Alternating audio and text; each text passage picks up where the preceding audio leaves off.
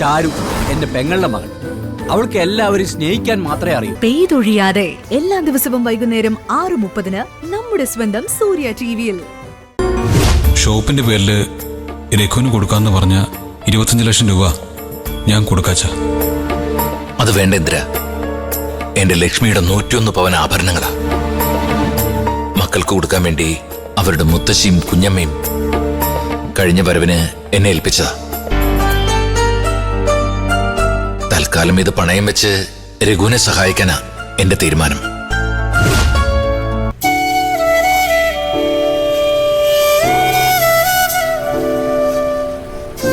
അച്ഛൻ സ്വർണ്ണം എടുത്തു വെച്ചിരിക്കുന്നു പറഞ്ഞുകൊണ്ടാ അന്ന് അതൊന്നും നടക്കാതെ പോയത്. അയ്യോ, ഞങ്ങളിതൊന്നും അറിഞ്ഞതേയില്ല. ആ സ്വർണത്തിന്റെ കാര്യമൊന്നും നടക്കില്ല ഇന്ദ്ര. അതാ ഇപ്പൊ ജോലിയുടെ കാര്യമൊക്കെ നോക്കിയ. എന്നാലും അച്ഛൻ ഇതേക്കുറിച്ചൊന്നും ഞങ്ങളോട് പറഞ്ഞില്ലല്ലോ. അതെന്താന്നറിയില്ല. സ്വർണത്തിന്റെ കാര്യം ശരിയാവുന്നോർത്തായിരിക്കും പറയാറുന്നത്. ഇനിയിപ്പോ ഞാൻ പറഞ്ഞ പണത്തിന്റെ കാര്യമൊന്നും നടക്കില്ല. അതിന്റെ കാര്യങ്ങളെല്ലാം മാറി മറിഞ്ഞു. ഇപ്പോ വേറെ രീതിയിലെ തീരുമാനങ്ങളൊക്കെ. അതെല്ലാം ദാസാറുമായിട്ട് വാക്ക് പറഞ്ഞ് ഉറപ്പിക്കുകയും ചെയ്തു. ആ സാറല്ല, ഓരോന്നിനും ഓരോ വിധിയുണ്ട്. എല്ലാം അതുപോലെ നടക്കുള്ളൂ. നമ്മൾ വെറുതെ ബലം പിടിച്ചിട്ട് കാര്യമൊന്നുമില്ല. ആ അതാ ശരി. എന്നാ ഞാൻ ചെല്ലട്ടെ, പിന്നെ കാണാം. ശരി.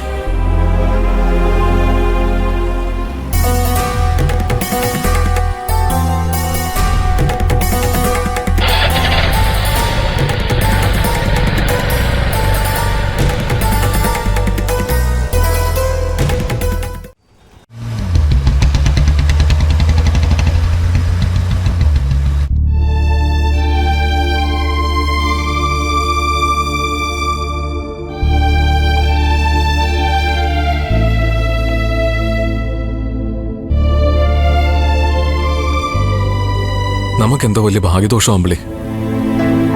അതുകൊണ്ടല്ലേ സഹായിക്കാൻ ആൾക്കാരെ മനസ്സ് വെച്ചിട്ട് പോലും അത് പാതി വഴിയിൽ മുടങ്ങിപ്പോകുന്നേ. ഇത് സമയദോഷമായിട്ടൊന്നുമല്ല. അച്ഛൻ വേണ്ടാന്ന് വെച്ചതുകൊണ്ടാ നമുക്ക് ആരുടെ ഭാഗത്തു നിന്നും യാതൊരു സഹായം കിട്ടാത്തത്.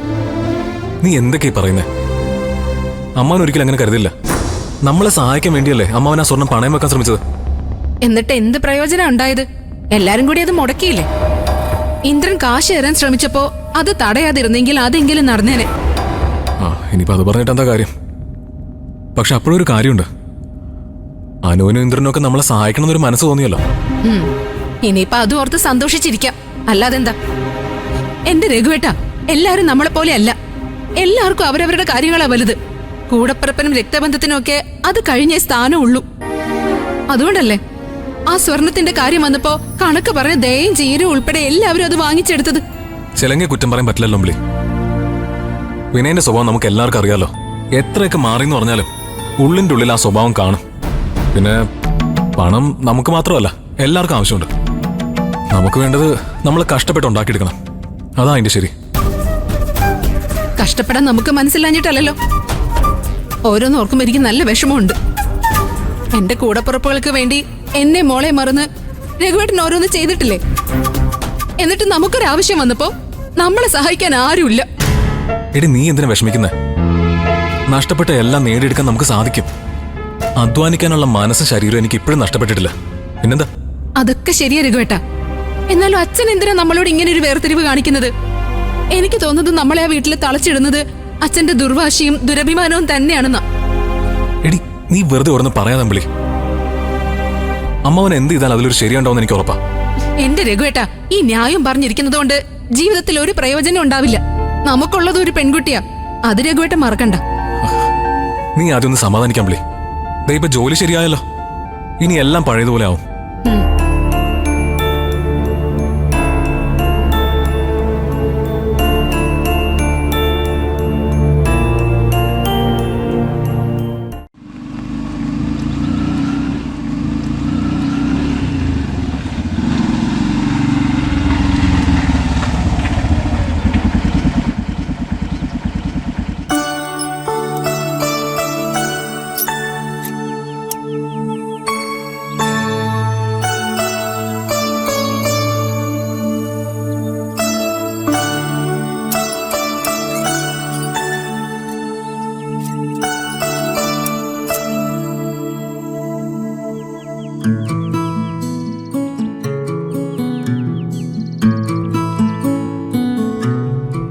അനു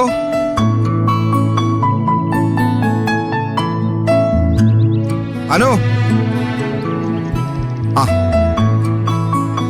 ആ വിനയനായിരുന്നോ? ഞാനിവിടെ അടുത്തൊരു ഷോപ്പ് നോക്കാൻ വേണ്ടി വന്നതാ. അതത്ര പോരാ.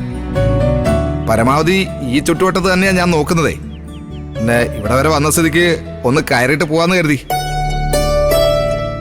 ആ മിച്ചുമോനെ, അനു ഇവിടെ ഒറ്റക്കല്ലേ? ഇടക്കൊക്കെ നമ്മൾ വന്നൊന്ന് അന്വേഷിക്കണ്ടേ?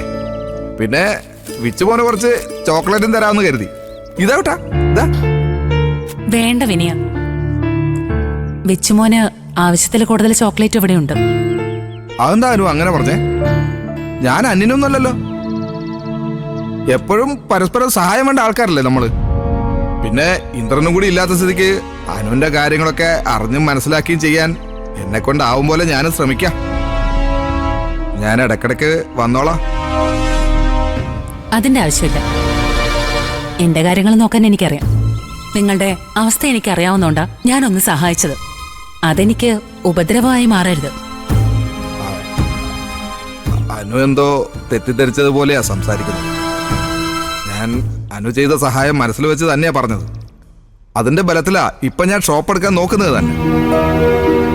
അതിന്റെ കാര്യങ്ങള് അനുവിനോട് ഷെയർ ചെയ്യാമെന്ന് കരുതി. എന്നോട് എന്തിനാ അതൊക്കെ വെറുതെ ഷെയർ ചെയ്യുന്നത്? എനിക്കതൊന്നും അറിയണ്ട. അതല്ല ആ ആ ഭാനുമ്മ ഉണ്ടായിരുന്നോ ഇവിടെ? ഞാനിവിടെ മിക്കവാറും ഉണ്ടാവും മോനെ. ആ അത് നല്ലതാ.